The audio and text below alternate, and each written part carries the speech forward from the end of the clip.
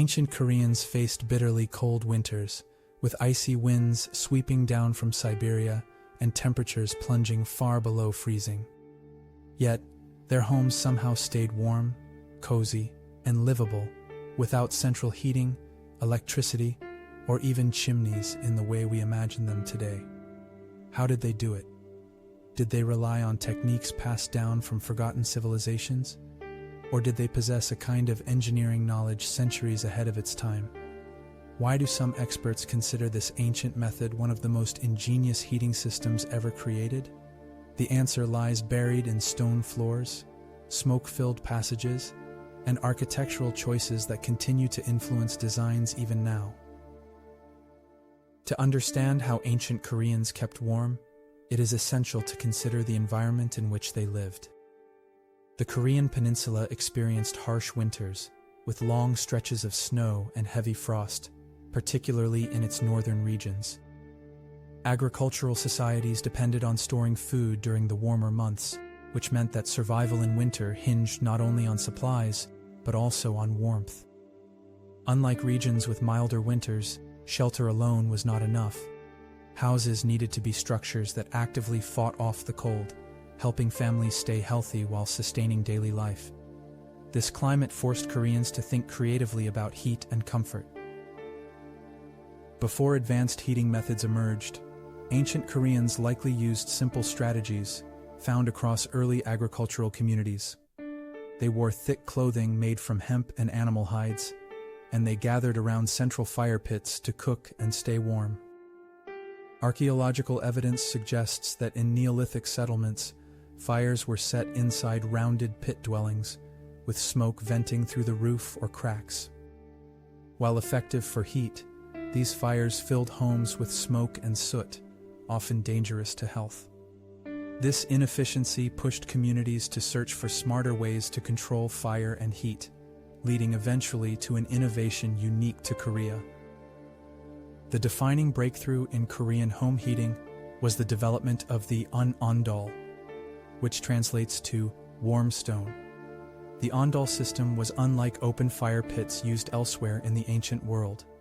It relied on a floor-based heating system in which heat from a fire traveled underneath stone floors through carefully designed flues, or channels. This allowed families to sleep, sit, and live directly on heated flooring without being exposed to flames or smoke. Historians believe the origins of the Ondol dated back as early as the Bronze Age, around 1000 BC, and the technology became increasingly refined over centuries. The structure of the Ondol reveals both simplicity and brilliance. A firebox, often placed in the kitchen, produced heat and smoke from burning wood or crop residue. Instead of venting directly into the air, this hot smoke traveled horizontally through stone or clay flues built under the living room floor. Thick stone slabs absorbed the rising heat, warming the floor evenly. The smoke then exited through small chimneys at the opposite end of the house. The result was a surface that stayed warm for hours, even after the fire burned out. Modern comparisons suggest this ancient practice worked much like radiant floor heating used today. The Ondol system shaped not just housing, but also Korean culture. Families organized their lives around the heated floor, called gudul, which became the central space for sleeping, eating, and socializing. Furniture was minimal, because people sat and slept directly on thick mats spread across the warm stone. This custom continues in Korean traditions today, where sitting on the floor remains common during meals and gatherings. The constant floor warmth also allowed food storage and clothing drying to be easier in cold months, making the technology practical beyond comfort. In essence, the Ondol was not just a heating device, but a way of life. Different regions of Korea developed variations of the Ondol system depending on geography and resources. In northern Korea, where winters were the harshest, Ondol floors tended to be thicker and extended across most of the house.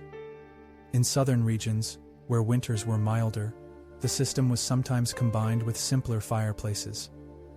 Over time, differences also emerged between homes of peasants and homes of elites. Wealthier families built more durable stone-based flues, while poorer homes relied on clay or simpler channels.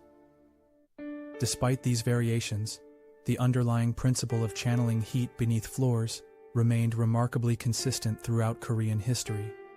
It is revealing to compare Korea's Ondol with heating methods in neighboring civilizations. Ancient Chinese homes relied more on kang beds, raised platforms heated from below, but these did not heat entire living spaces as evenly as the Ondol. Japanese homes historically used open hearths called irori, but lacked integrated radiant heating. Even in Europe, widespread central heating would not appear until Roman hypocaust systems, or, much later, industrial-era furnaces. When viewed in this context, the Ondol stands out as an especially sophisticated invention, unique not only to Korea, but one of the earliest known examples of radiant heat engineered into domestic life. Archaeological sites provide valuable insight into the use of Ondol in antiquity. Excavations of ruins from the Goguryeo kingdom in the 1st century AD revealed well-preserved flue systems under floors. Artistic murals also depicted everyday life on heated floors, confirming both the practical and cultural importance of the invention. Later dynasties, including the Joseon period, preserved and standardized the use of Ondol in noble houses, government buildings, and Buddhist temples. Archaeologists note that the evolution of floor heating was a continuous thread binding Korean architecture across millennia, with each generation adapting but rarely discarding the core concept. The Ondol system left a legacy that endures beyond architecture.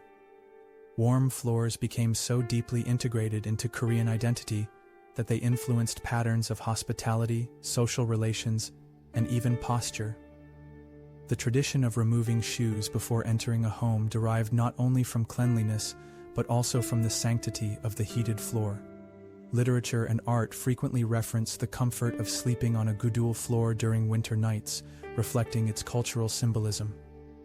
Today, historians observe how this technology shaped habits that still define daily life in Korea, even as heating systems have become more modernized. Modern Korean architecture continues to use floor heating systems, now referred to as modern Ondol, or hydronic floor heating, updated with pipes carrying hot water instead of smoke channels. This ancient principle has found global recognition as one of the most efficient ways to heat homes, reducing energy waste while providing comfort. The fact that such a method originated thousands of years ago on the Korean Peninsula is a point of pride in contemporary Korean identity. Engineers today study Ondol as an early example of sustainable design rooted in an intimate understanding of environment and daily human needs. The story of how ancient Koreans kept their homes warm in winter reveals more than just an ingenious heating technique. It shows how necessity drove innovation, how architecture merged with culture, and how solutions developed in one ancient society continue to resonate in the modern world.